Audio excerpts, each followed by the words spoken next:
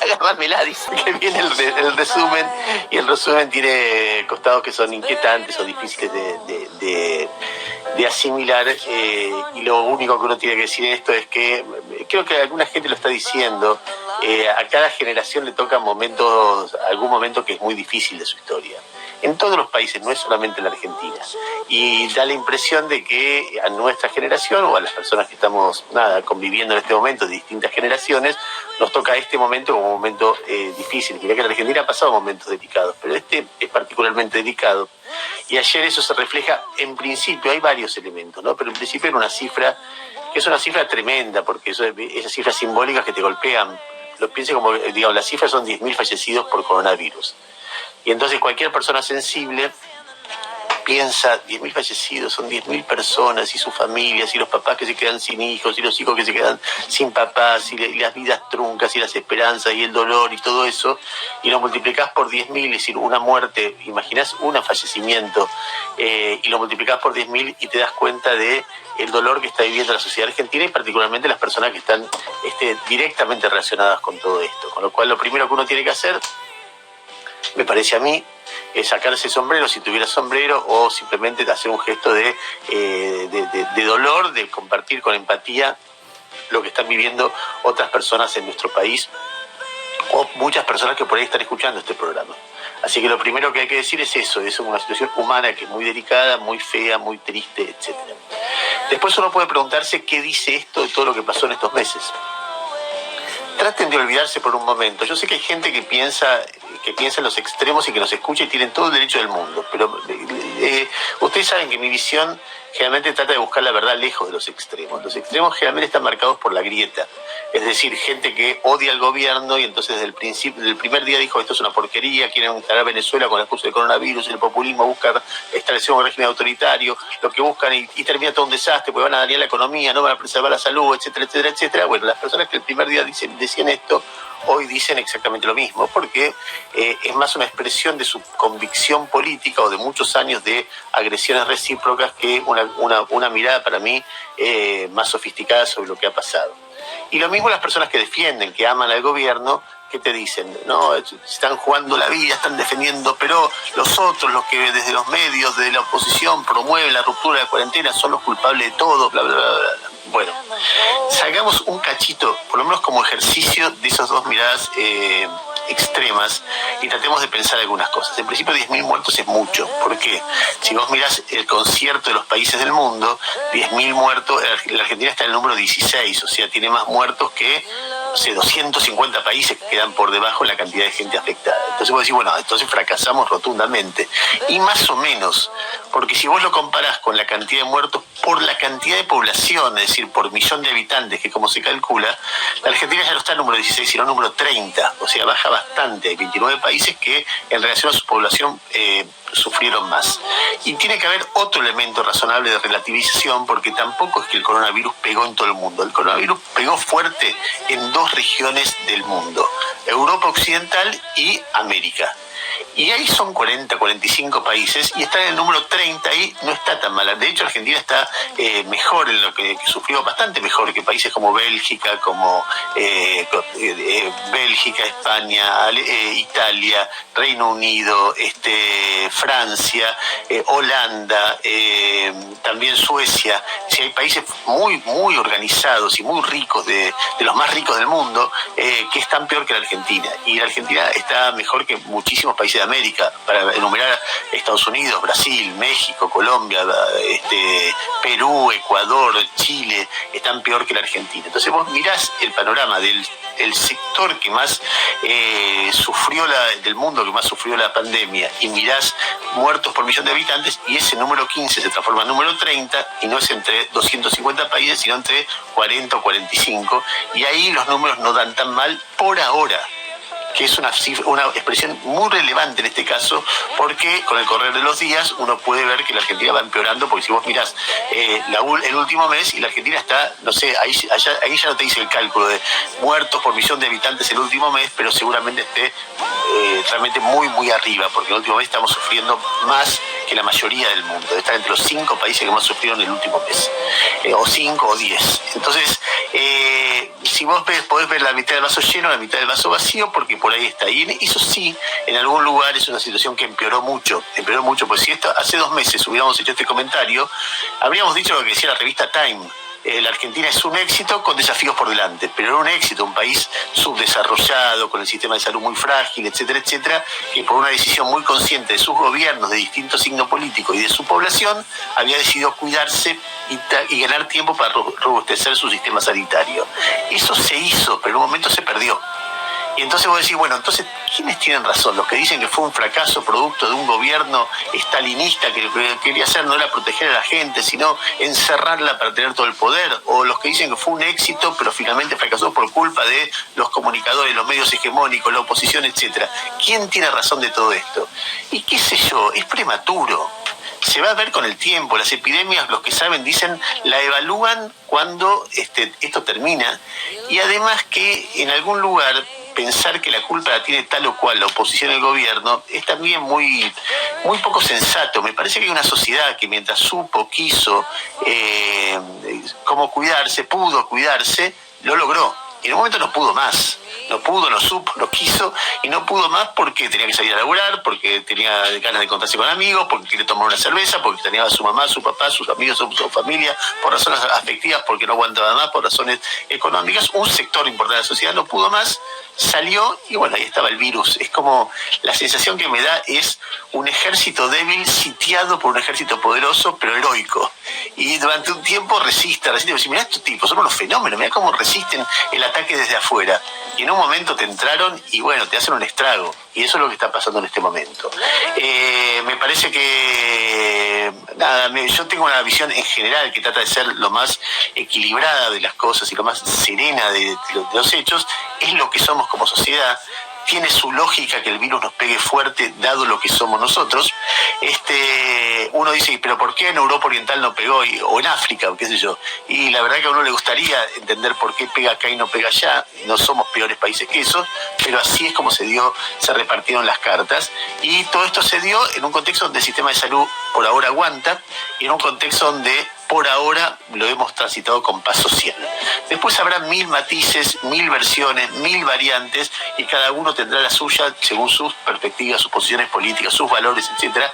Esto es lo que se me ocurre decir alrededor de la cifra de 10.000. Por supuesto que hay datos de contexto el día de ayer, pero dejémoslo para mañana o para más tarde, eso que les voy a contar, y personajes públicos donde aparecen desde el líder de Masacre contando lo que vivió él, Andy Kundesov, Eduardo Feynman, Gisela Marciota, todas figuras públicas que se van sumando a la larga lista de conocidos que, Nancy Pasos ayer contando cómo murió su mamá, que casi no había salido a la calle, y bueno, ahí contando un poco las idas y vueltas de todo este tema. O sea, primer tema, no sé, Jairo, si vos querés agregar alguna otra cosa respecto de lo que la cifra de 10.000 fallecidos o de lo que viste que se datiera ayer respecto del coronavirus. No, claro, la misma sensación de que cualquier conclusión es estar a mitad de camino, que tenés obviamente el alivio de lo que se evitó al principio, pero ese gran interrogante respecto de dónde termina esto. Hay una nota, yo hoy comentaba, de Martín de Ambrosio en La Nación, juntando todos los pronósticos que se hacen, desde los científicos hasta los que hacen los robots de universidades de afuera, y todos te parecen dramáticos, algunos menos dramáticos, otros más dramáticos, pero básicamente la sensación es esa, es de...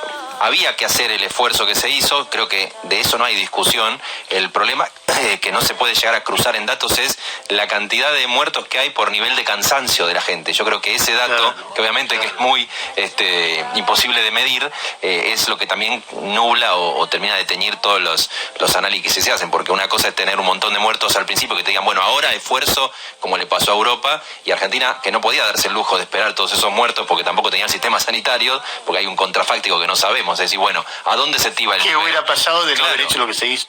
¿Contra qué estás comparando? Todo eso me forma parte de un dilema para sacar conclusiones que da la impresión de que cualquiera está a mitad de camino, para bien o para mal, está a mitad de camino.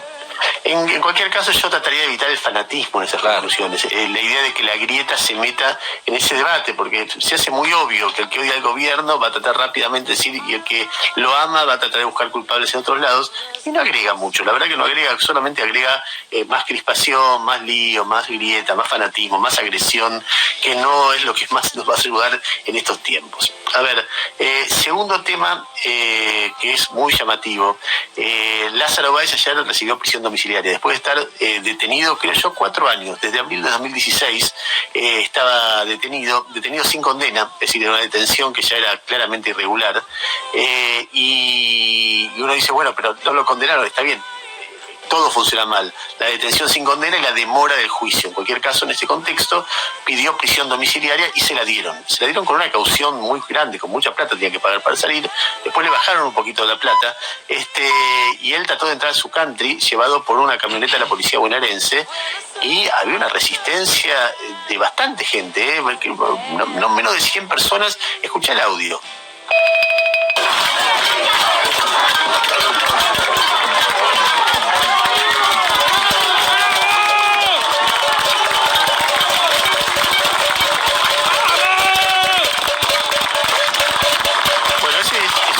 Audios. Hay otro audio donde se escucha perfectamente: volvé a la cárcel, la puta que te parió.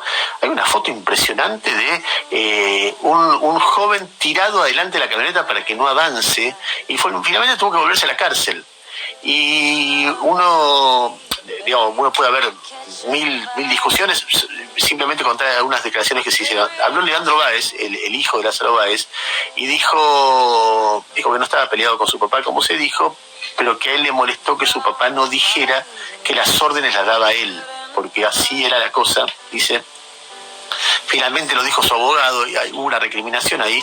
Y después dijo, me causa gracia lo que pasa en el country porque son vecinos de Claudio Uberti, que era el que estaba con Antonini Wilson, y de Ernesto Clarence, que era un tipo muy vinculado a la causa de los cuadernos. Y dice, se agarran con mi viejo y no se agarran con todos ellos. Después habló la novia o la pareja de Lázaro Báez, que dijo, la verdad que es muy regular, yo le había preparado la comida para cenar juntos. Es una mujer que él conoció en la cárcel. Y dijo, la verdad que me gustaría saber si todas las personas que manifiestan son bebés de pechos o carmelitas de calzas. Esa fue la expresión que usó. Y habló Carrió justificando eso, diciendo que cuando la gente ve impunidad, la gente hace, no lo dijo así, pero justicia por mano propia. Cualquiera que me conozca a mí sabe que yo no estoy para nada de acuerdo con escrachar gente en los domicilios, por una sencilla razón. El problema no es la razón del escrache, sino el código de conducta que se establece, porque hoy es Lázaro Báez y mañana otro hace otra lista. En esa lista entra Carrió. Yo decía, pero Carrió no robó nada. Bueno, pero estuvo con Macri, que para la persona que decida quién se escracha, puede ser alguien que también se robó medio PBI o lo que fuere. Y cada cual decide quién se robó un PBI, y no es así como se reacciona en una sociedad civilizada. Pero de cualquier manera, bueno, es lo que hay y es una noticia. El segundo audio del día tiene que ver con algo que pasó en varios lugares de la provincia de Buenos Aires, especialmente en La Plata, donde está a pocas cuadras la Casa de Gobierno de la provincia de Buenos Aires y la jefatura de la Secretaría de Seguridad, la jefatura de Policía de la provincia de Buenos Aires.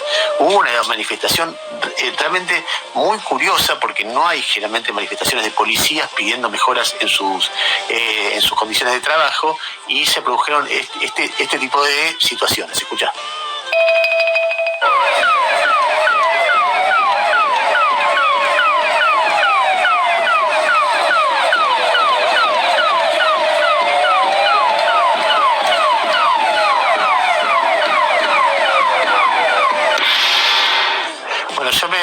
Eso es la sirena, que es lo más fuerte que se escuchaba, pero había policías, había cánticos, y había bastantes, era bastante impresionante escucharlo y verlo. Y yo hoy pensaba, qué lío para Kicillof, digo, en términos humanos, porque Kicillof, a ver, de los que hay en el gobierno, es lo más parecido a nosotros, es decir, un tipo que estudió en la universidad, que se recibió, que era un dirigente de izquierda, y un día va creciendo y termina ministro de Economía, y un hombre muy cercano a Cristina, porteño.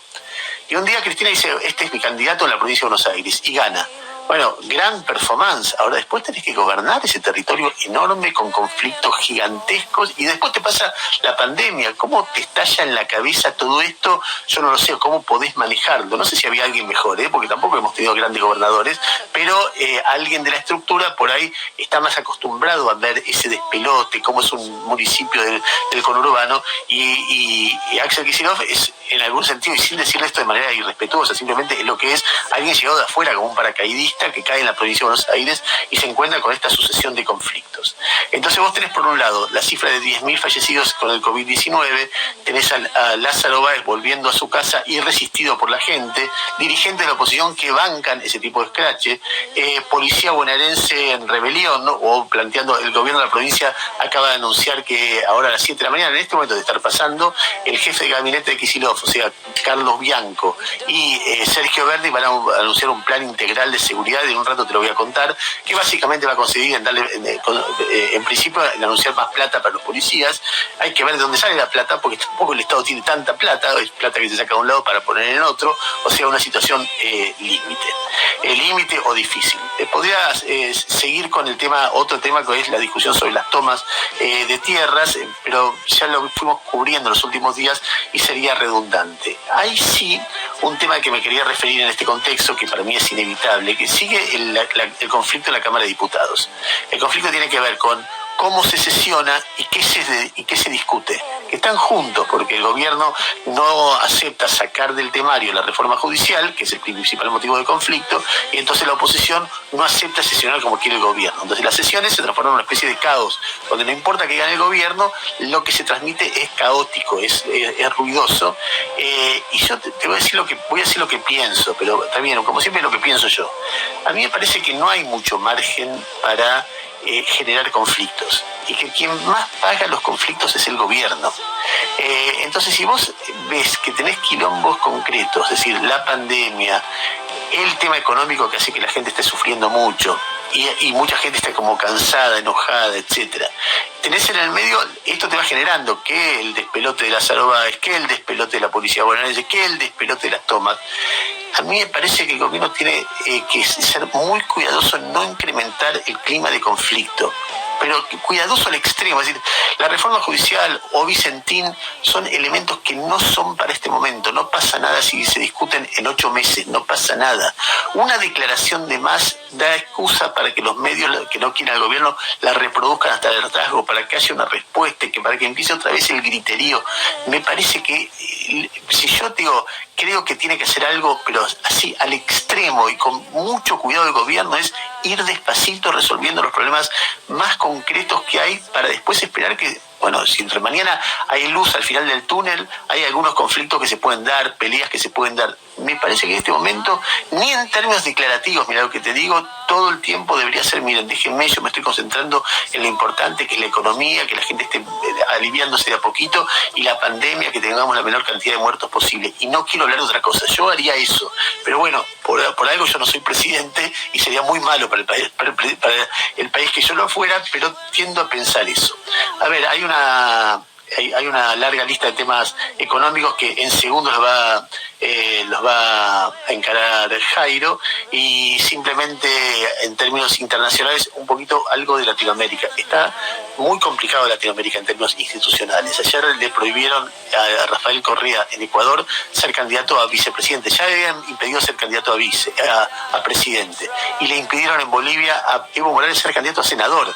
O sea, obviamente ser presidente no puede de nuevo, porque no puede ser reelecto, pero ser candidato a senador, a mí me da la impresión de que tanto en Ecuador como, hay que ver qué pasa, pero sobre todo en Bolivia, cuando finalmente den las elecciones, se van a llevar una sorpresa y van a ganar los partidos de Evo y de Correa, y que lo que va a pasar es que ellos van a volver, porque al tener el poder van a poder volver a ser actores políticos muy importantes. No se puede, por lo menos en democracia, frenar, poner un dique a la voluntad popular, salvo que vos quieras inventar directamente dictaduras, y veremos qué es lo que pasa. Bueno, ahí estamos con la primera síntesis de noticias. La primera, hay un montón de cosas más, pero yo quería privilegiar estos 4 o 5 temas, y es el momento, como cada día, que ya mi Segovia, que ya está más tranquila, porque internet está funcionando, porque la vida le sonríe. Bueno, no sé si la vida le sonríe, le hace un guiño. Y ni tampoco sabemos si internet está funcionando.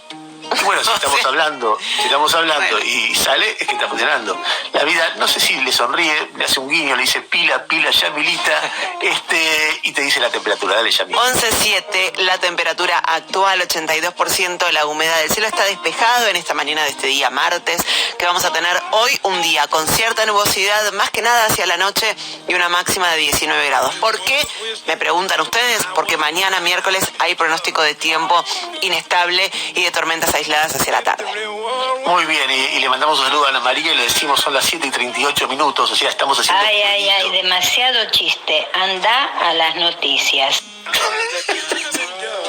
Escúchame, 7:38, estamos haciendo un jueguito con los quilombos que hay. Fíjate que lo temprano que terminamos el resumen general. Nuestros amigos de Garantizar presentan los números de su hijo, del hijo de Ana María, que se llama Jairo Stracha, y te los cuenta, te los pillan así y te los cuenta así él, dale. Garantizar, la forma que tiene tu pyme de acceder a las mejores líneas de crédito de todos los bancos. Garantizar, facilitamos tu financiamiento, garantizamos tu crecimiento. Se caga de la risa, Jairo. Dale, Jairo. Sí, vamos por partes. Ayer anotaron en el calendario, el Banco Central compró divisas. Ahí hay gente que apostaba por esta estrategia que se toma la zona genital y dice es por acá.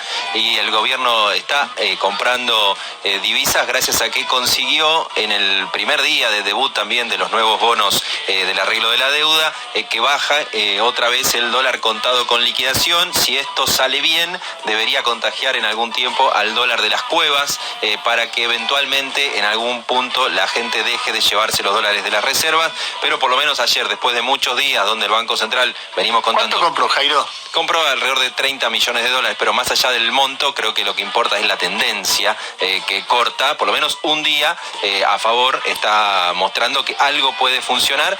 Repito, en un contexto donde igual dentro del gobierno está discutido cómo se sigue, más allá de que durante un tiempo, de acá hasta fin de septiembre, despiértame cuando termine septiembre, dice la canción de Green Day, haya cierto consenso de no tocar mucho para no generar mayor preocupación y que haya más gente todavía en agosto comprando. Que de acá ¿en qué momento le damos la razón a Álvarez Agis? Que esa es nuestra discusión. Es un tipo al que nosotros queremos, es un gran economista, Emanuel, y un gran tipo, pero al que nos cuesta mucho darle la razón, porque es un tipo insoportable. Viste que hay gente que es divina pero insoportable. Bueno, eso es Emanuel Álvarez Agis, ex viceministro de Economía de Axel Kicillof, consultor cada vez más respetado en el mundo de la economía, y nos viene diciendo desde hace rato, no teman con las reservas, hay forma de frenar la fuga. Esperá que arregle la deuda, esperá que empiece a vender bonos, esperá que... y empieza a decir todo eso. Lo dice de manera muy desafiante, no quiero transcribirlo porque va preso por la manera que lo dice, pero fue el primero que decía, tranquilo, no pasa nada. Y nosotros decíamos, che, se van 100 por día, se van 100 millones de dólares por día. Bueno, ¿en qué momento le damos la razón? No, hay un punto donde ya hay que darle la derecha respecto de que intervenir vendiendo bonos bajó la diferencia con el oficial de más de 80% a mínimos, por lo menos ayer incluso hasta el Blues quedó a mínimos que no tocaban esa diferencia de los últimos 4 meses. Ahí yo creo que ya hay que... ¿Cuánto es? Es del orden pesos. Es del orden del 60%, entre el 60 y el 70%. No resuelve el problema, Manuel. No, está claro. No, obviamente, si se la queremos pelear, digo, porque tengo mensajes muy groseros. Sí, los conozco. Yo lo que trato de tender es una discusión entre Agis y mi suegra. ¿En qué momento el contado con liqui, bajando, convence a mi suegra de que no me pregunte todos los meses qué hago otra vez?